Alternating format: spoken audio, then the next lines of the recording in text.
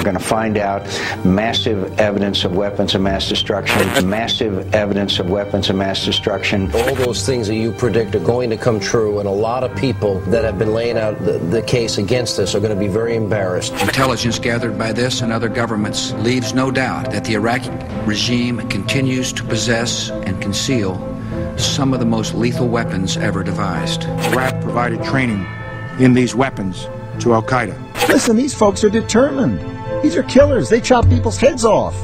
They're getting money from around the world.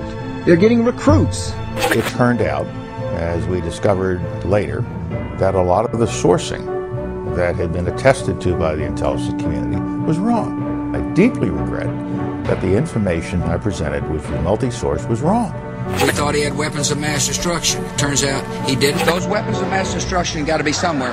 18 people were killed in Iraq. Nope, no weapons over there. As many as 4 people are dead and 15 wounded after a car bomb exploded on Tuesday. Maybe under here. Very embarrassed.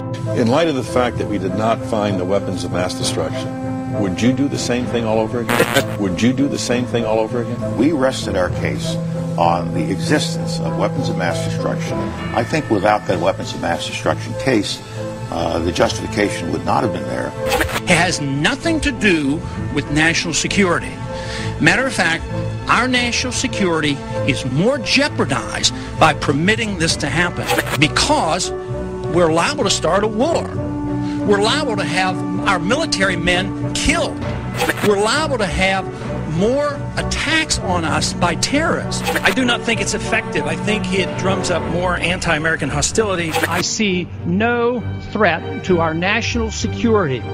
There's no convincing evidence that Iraq is capable of threatening the security of this country. Very little reason, if any, to pursue a war.